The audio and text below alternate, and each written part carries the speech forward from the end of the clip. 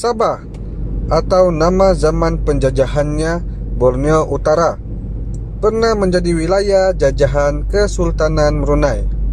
Pada tahun 1658, Sultan Brunei menyerahkan Sabah kepada Sultan Sulu atas jasa kerajaan tersebut membendung perang saudara yang meletus di Brunei pada ketika itu. Sewaktu zaman keemasannya pada akhir kurun ke-17 sehingga ke-18, pengaruh Kesultanan Sulu tersebar luas meliputi wilayah moden Sabah dan selatan Filipina. Kedatangan penjajah barat telah menghakis pengaruh Kesultanan Sulu secara perlahan-lahan. Apabila Filipina jatuh ke tangan penjajah Spanyol, British telah mengambil inisiatif untuk berkuasa di Sabah.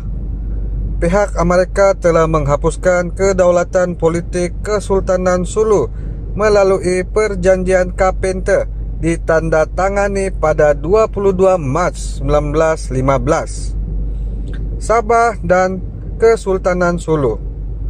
Pada 22 Januari 1878, suatu perjanjian telah ditandatangani di antara Sultan Sulu dan dua ejen British, Alfred Dane dan Baron von Overbeck, berkebangsaan Jerman.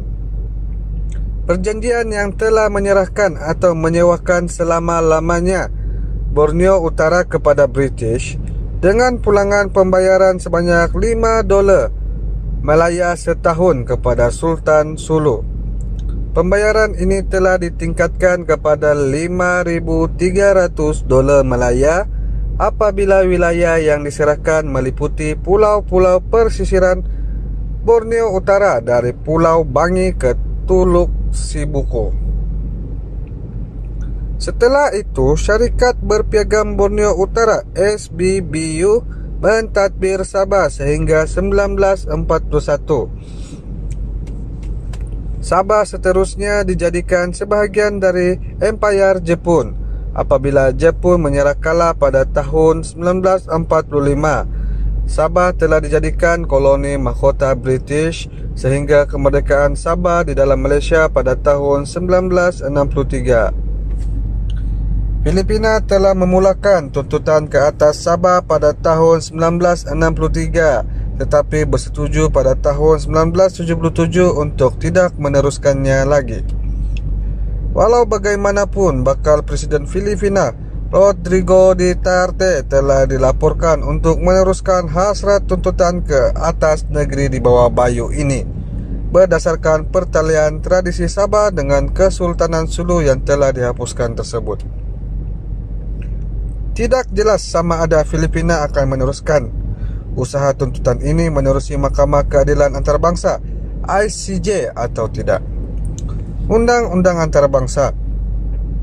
Undang-undang antarabangsa menetapkan beberapa cara bagi sebuah negara untuk mendapatkan wilayah secara sah, antaranya menerusi penjajahan, preskripsi dan serahan.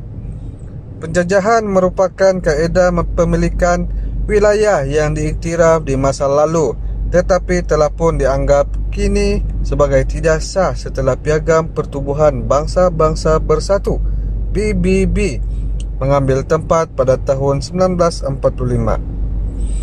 Oleh itu, kaedah pemilikan wilayah yang berkaitan secara langsung dengan Sabah adalah menerusi kaedah serahan dan preskripsi.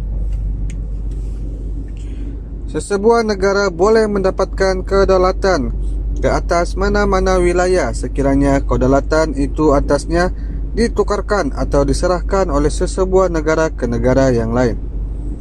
Sabah telah diserahkan kepada British oleh Kesultanan Sulu pada 1878 dan akhirnya kepada Malaysia pada tahun 1963. Apabila Persekutuan Malaysia dibentuk hasil gabungan koloni-koloni British iaitu Sabah, Sarawak dan Singapura bersama negara Melaya yang berdaulat.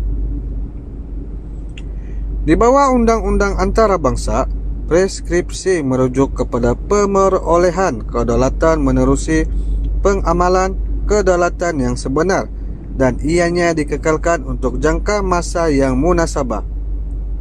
Malaysia telah sejak 1963 mentadbir Sabah tanpa sebarang bantahan berterusan oleh negara-negara anggota PBB. Pemerolehan kedaulatan Malaysia ke atas Sabah adalah berbeza dengan apa yang berlaku di antara Indonesia dan Timor Leste. Indonesia telah menjajah Timor Leste pada tahun 1975 akibat bantahan berterusan daripada masyarakat antarabangsa dan rakyat Timor Leste sendiri. Timor Leste menerusi referendum kemerdekaan telah menjadi negara yang merdeka dan berdaulat pada tahun 2002. Sabah tidak pernah dijajah Malaysia kerana negeri tersebut menerusi hasil dapatan Suruhanjaya Kobol secara sukarela bergabung di dalam Persekutuan Malaysia. Sejak tahun 1963, Malaysia telah melaksanakan pemerintahan efektif dalam mentadbir Sabah serta memperuntukkan dana dan merangsang pelaburan bagi memajukan negeri ini dengan masyarakat antarabangsa mengakui Sabah adalah sebahagian daripada Malaysia.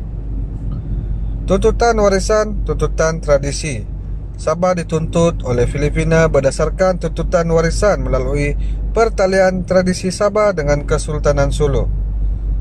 Tuntutan ini adalah sebuah tuntutan yang kurang berasas.